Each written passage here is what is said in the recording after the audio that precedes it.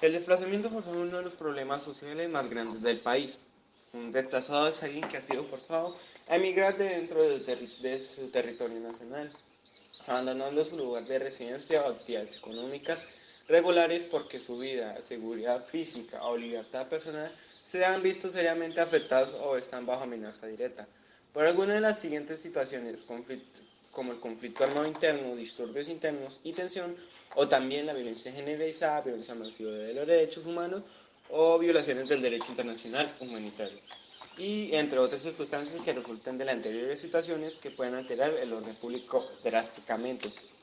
El desplazamiento afecta a la mayor parte del territorio colombiano. Se estima que el 50% de la población desplazada termina en las grandes ciudades como Bogotá, Medellín, Cali, Barranquilla y Cartagena, engrosando las áreas de turcios que ya existen allí.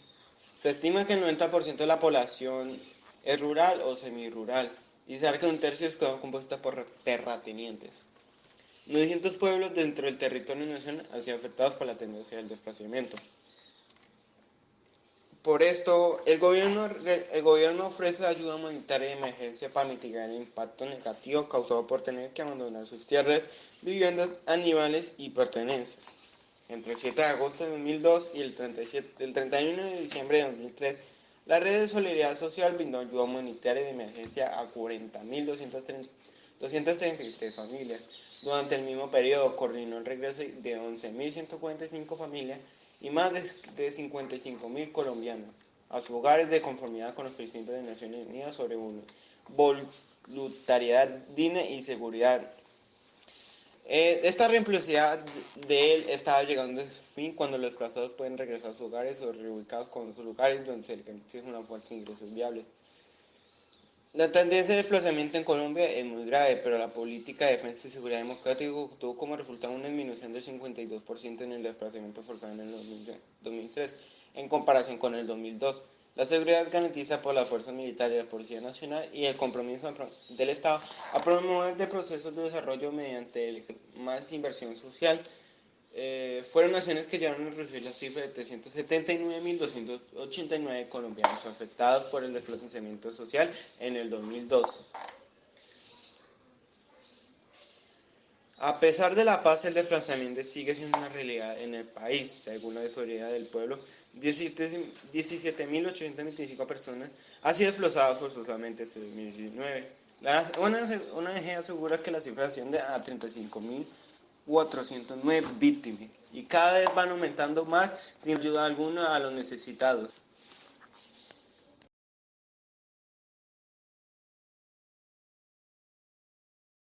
Hicieron para que usted tuviera que salir desplazado? Bueno, las cosas comenzaron un día que no se prestó una moto, entonces así comenzó.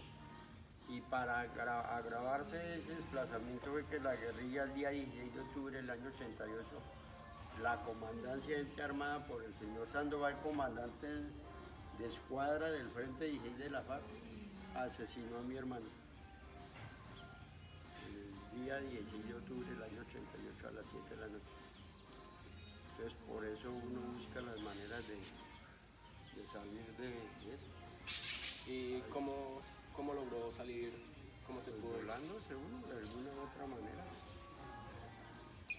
Bueno, don Armando, escuchando su historia, ¿puede contarme qué fue su día después de ese gran cambio? Pues eso es una vida grave, porque sale uno del monte al pueblo es muy difícil la situación del campesino. ¿Y por qué razones? Y nadie cree que uno es desplazado, o sea, si usted llega y cuenta y nadie cree el conflicto de cada quien. Bueno, don Armando, ¿cómo hizo usted para restablecerse económicamente después del conflicto? Trabajando, ¿Y cuáles serán esos trabajos? varios, muchos trabajos como mecánica, lo que fuera. Toca aprender lo que sea por ¿Estaba usted de acuerdo con los grupos armados? nada, no, nunca. ¿Y por qué? Porque ellos no tienen que cargar las armas, los que tienen que portar el Ejército Nacional de Colombia y la Policía Nacional. Disculpe, don Armando, y otra pregunta. ¿Usted, de ese cambio tan brusco que dio de ciudad, de vereda a ciudad, ¿Usted tenía algún nivel educativo o algo para llegar a restablecerse en un lugar laboral? Quinto primaria probador más. ¿Y usted qué partido político apoyaba? El Partido Liberal que ha sido de toda la familia. ¿Por ese motivo lo apoyaba? ¿No tiene otro motivo? No, pues como siempre ha tenido uno ese partido. ¿Y en qué año se vio que usted fue desplazado por En el año 2000.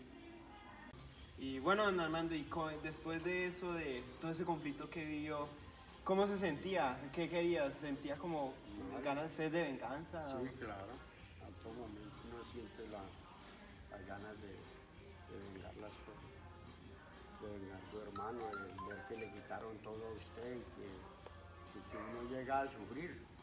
A todos lados uno está sufriendo mientras llega este momento que ya estamos, y ahorita tenemos otra estadía. Pero es muy duro, la vida de un desplazado es muy duro. Y cuando usted vio en las noticias sobre el trato de paz entre las FARC y el gobierno, ¿usted qué pensó? Mal, eso está muy mal hecho entre el guerrillero Juan Manuel Santos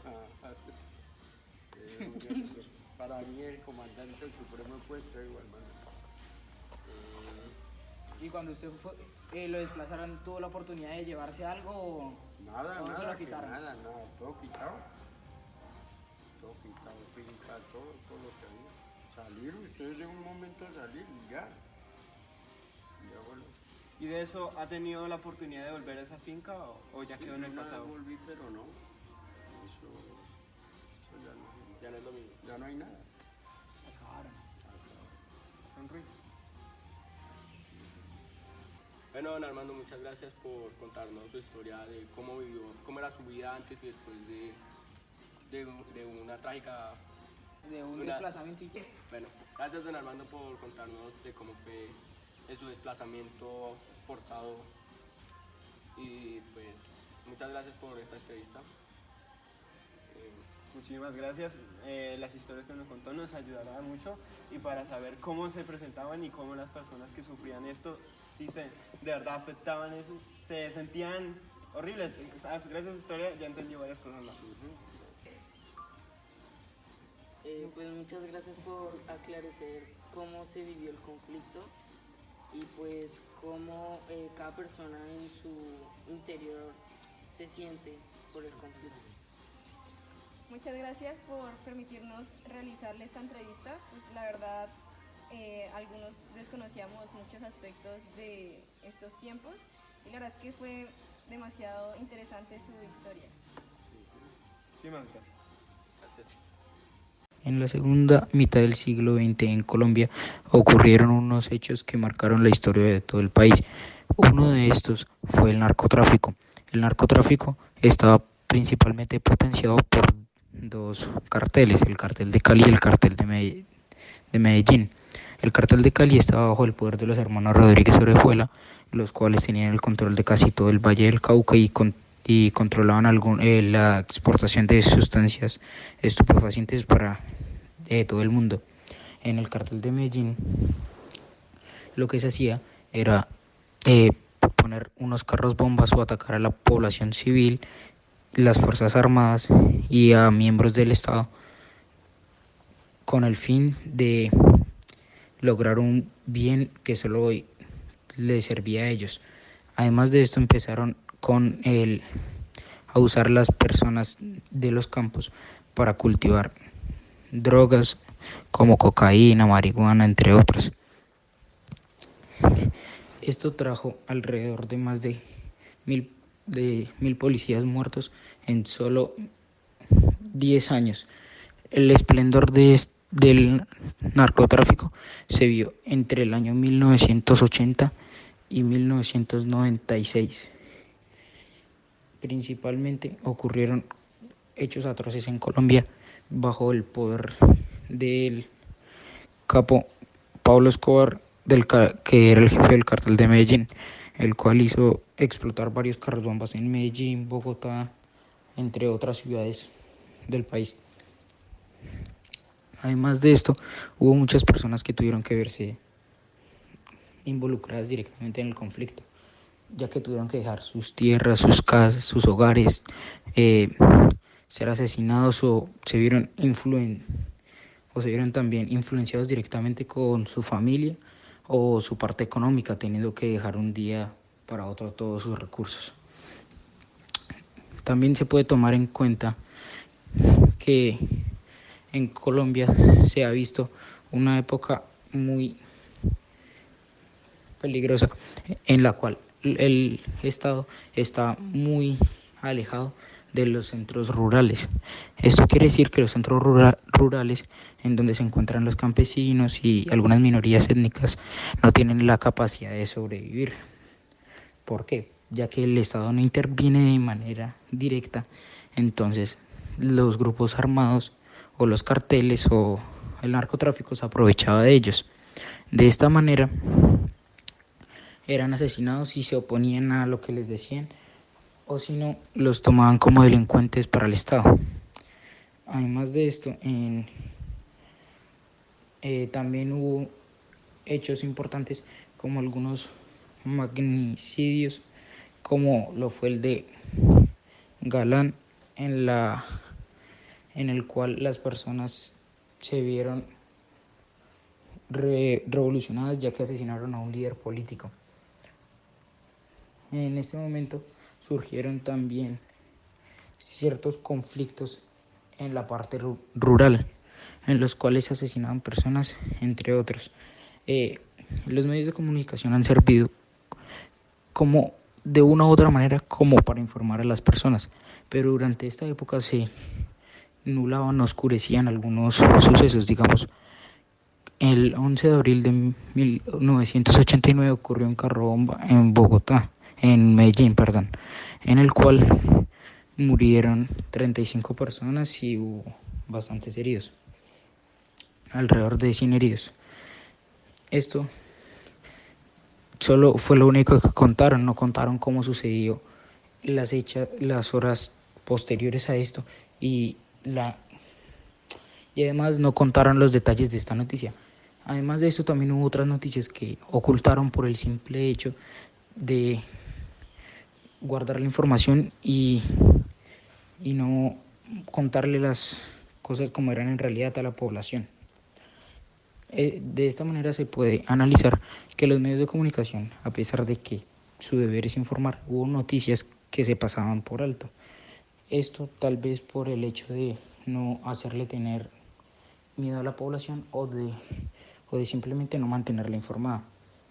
Hola, buenas tardes. Hoy vamos a entrevistar a José Gregorio Gutiérrez Álvarez. Él era un policía que estuvo combatiendo los carteles, tanto de Cali como el de Medellín, y pues ahora vamos a hacerle una serie de preguntas acerca de cómo él vivió el conflicto. Bueno, primero que todo, ¿nos puede contar usted qué grado tenía la policía cuando se encontraba en Medellín y en Cali? Buenas tardes.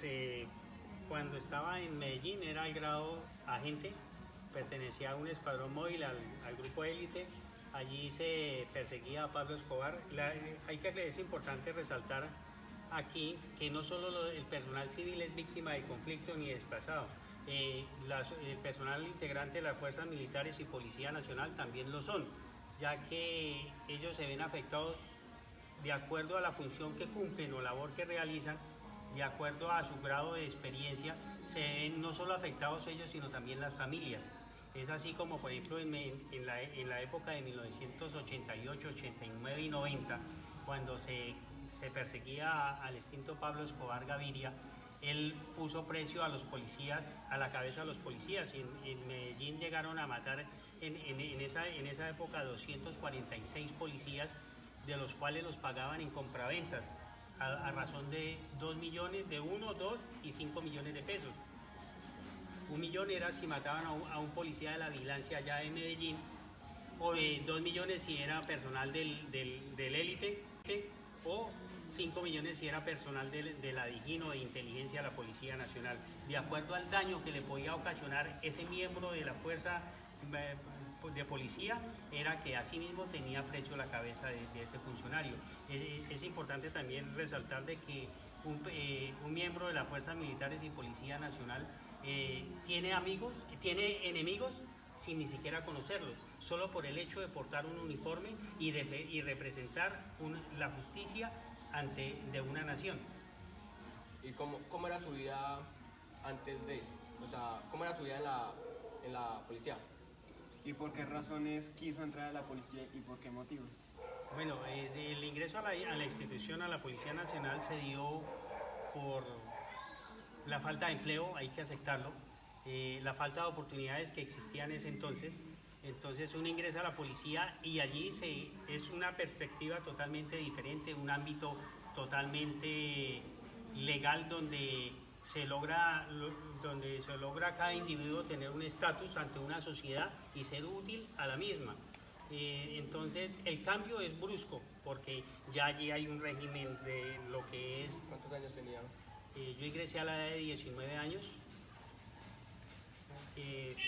A 19 años y de ahí quedé laborando en el Escuadrón Móvil número 2, que ya en la época de Medellín pasó a ser el grupo élite, la quinta compañía, la compañía Búfalo, y pues se persiguió a Pablo Escobar y todos sus lugartenientes de allí que trabajaban para él. Usted, no me equivoco, usted fue desplazado por amenazas. Claro, en Cali ya cuando trabajamos, eso ya fue en 1997, ya cuando se trabajaba allí, fuimos amenazados por el narcotráfico. La institución tuvo que sacarnos de la noche a la mañana, nos sacaron de allí, un día a las 11 de la noche tocó sacar a salir con nuestras familias de allá y todo el trasteo. ¿Y después de eso, qué hicieron? Después de eso nos ubicaron aquí en el comando de policía Meta. Allí trabajamos en el Laboratorio Regional de Criminalística número 7 y el objetivo que es no salir mucho ahí, entonces se la pasábamos casi todo el tiempo encerrado. Y regresando a la situación de Medellín, eso de los carros bomba, ¿cómo se vivía en ese momento? A ver, los carros bombas era un fenómeno, digámoslo así, que se presentaba a diario. Era el diario trasegar del delincuente, no solo en Medellín, sino en Bogotá. Bogotá fue más azotado que el mismo Medellín. Pero en Medellín, al grupo élite le hicieron varios atentados con carrobombas, fueron 3. Uno en un puesto de control, donde se paró un vehículo Monza con 2 ocupantes. Ellos, cuando el policía abrió el baúl, estaba armado una bomba bajo presión, cosa de que tan pronto se liberara la presión, se levantara la tapa del baúl, estallara y efectivamente allí murieron 12 policías y hubo más de 30 personas heridas. Digamos, ¿cómo era el procedimiento? Digamos que ustedes sabían que había un carro bomba. ¿Cuál era el procedimiento a seguir para que no hubiera heridos? Bueno, el procedimiento cuando se presenta un caso de esto, sencillamente se aísla la zona, se acordona y se llama al grupo de antiexplosivos para que venga y desactive dicho artefacto explosivo. Y en el grupo especial al que usted pertenecía, había inclusión en la parte cultural, o sea, habían indígenas, existían 2, en el 1988, hasta ahora estaban incorporando por primera vez personal indígena. Allí habían 2 muchachos que eran del Amazonas, de apellido Yara.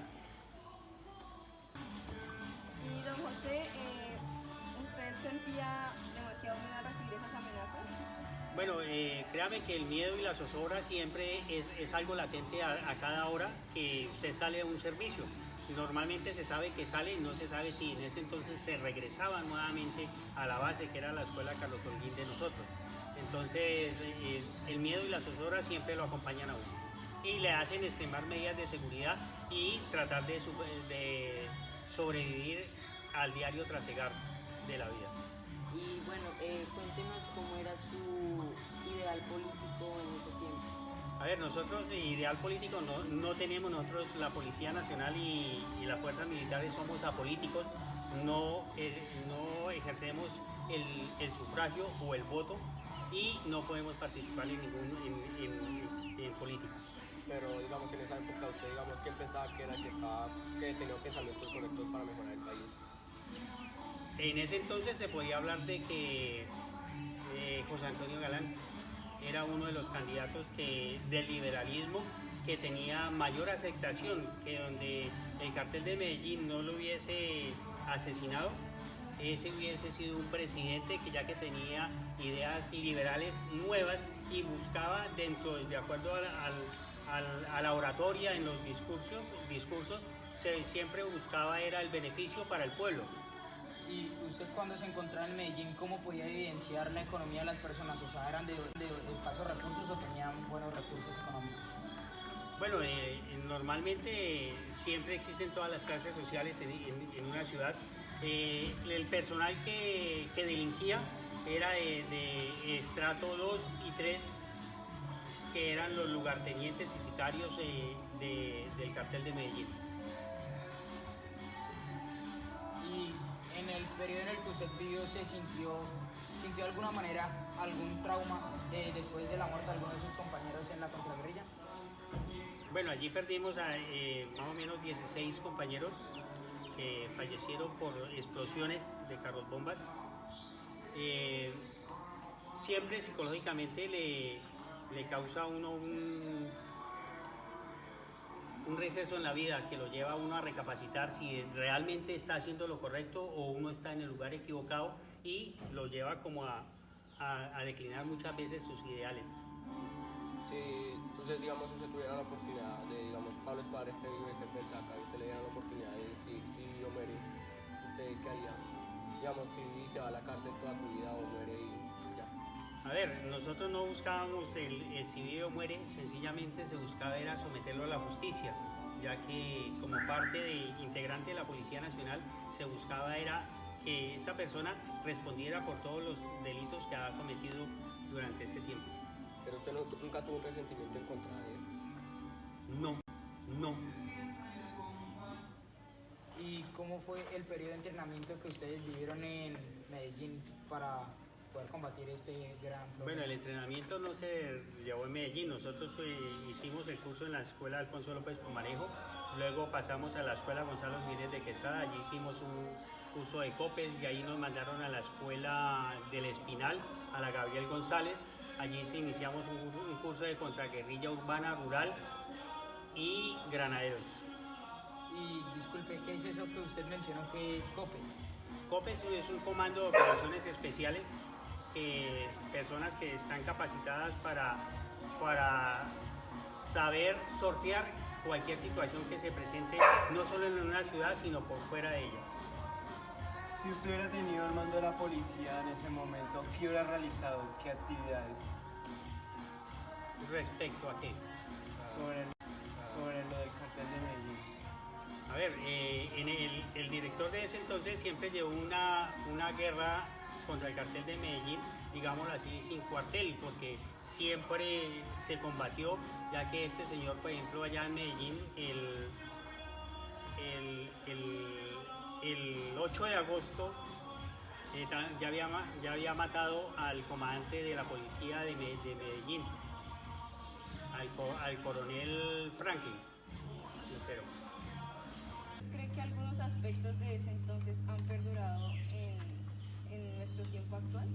claro, el narcotráfico aún persiste, diré, y igual que la guerrilla todavía, a pesar de que se hizo un acuerdo de paz, el acuerdo de La Habana, aún seguimos nosotros seguimos con grupos disidentes, ya que, digámoslo en cierta forma, lo que entregó la guerrilla en su momento no es lo real de la parte que ellos delinquían y controlaban, como los corredores viales, las rutas del narcotráfico.